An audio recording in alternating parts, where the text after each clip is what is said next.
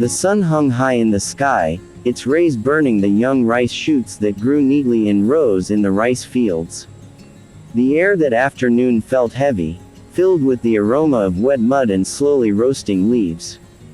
Amidst the greenery that stretched as far as the eye could see, my steps treaded the narrow embankment, carrying with me a used plastic bag that swung lightly in my hand. I hunted snails today, not just to pass the time, but as if reviving an ancient ritual taught by my elders, to honor nature by touching its pulse directly.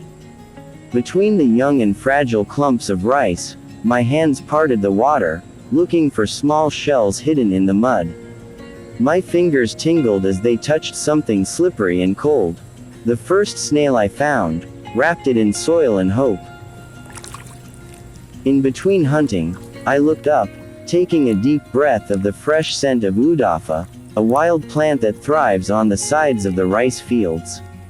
Its leaves are wide and dark green, as if a small gift from the earth for a hungry and thirsty passerby like me. The wind rustled, stirring the scenery before me into a living painting. The surface of the rice fields glistened in the light, the rice leaves swayed like a small ocean, and in the distance, the hills waved shyly behind a thin curtain of mist. Small birds occasionally passed overhead, letting out cheerful chirps that vibrated the hot air. Sweat poured down my body, sticking my clothes to my skin, but there was a strange happiness blooming in my chest.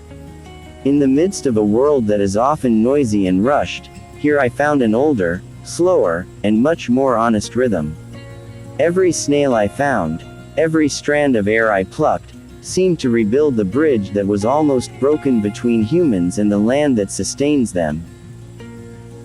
Every day, without fail, I step into that rice field, a small world that seems to have been created just for me.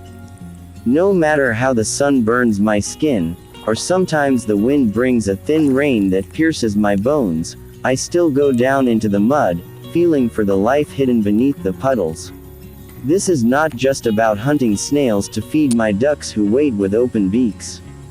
There is something deeper that I feel every time my feet step on the warm mud, every time my hands find a tiny, hard shell among the young rice roots. Every drop of sweat that flows from my body is like sweeping away all the burdens hanging on my head. My body, which is usually bound by the suffocating routine of life, here finds freedom in its most ancient form: movement, breath, and sweat. The sweat that pours is not a sign of weakness, but a symbol of sincerity. Every movement, from bending to digging, is a silent prayer for health that cannot be bought. And more than that, much more than that, there was a calmness that enveloped me as I was amidst this expanse of green. Amidst the soft whispers of the rustling rice leaves, amidst the shy gurgling of the water, I found a kind of soothing silence. There was no sound of engines, no din of idle conversation. Just me, the land, the water, and the sky that stretched wide as if embracing me in eternity. I learned to listen to the beat of nature, the sound of birds arguing in distant branches, the gentle roar of the wind breaking the surface of the water, even the sighs of small snails struggling to escape from my fingers. All these sounds blended in a harmony that calmed my soul, making my mind like a pond without ripples. It's not just a job. It's a daily breath that confirms that I exist, that I am valuable. City people may look down on me, just looking for snails, they say, as they pass by in the hustle and bustle of a life they consider grander. But here, under the open sky, I know, I'm not just looking for snails to feed my ducks. I'm mending the pieces of my soul that are sometimes cracked by the harshness of the world. And in the midst of this work, when the voice of nature speaks softly, I find a silence that allows me to hear my own heart. There are times when I sit on the embankment, look up at the sky, and let childhood memories flow.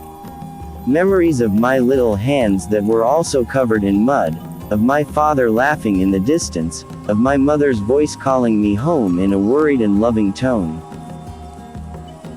This rice field, this mud, is not just a place to hunt snails.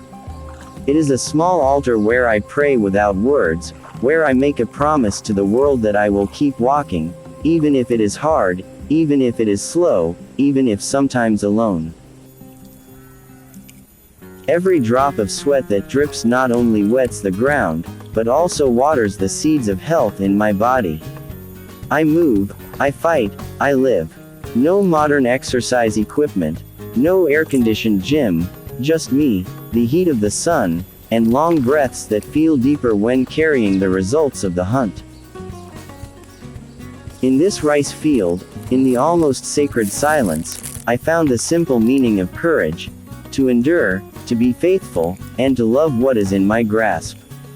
And tomorrow, I will return again, not just to hunt snails, but to find myself again.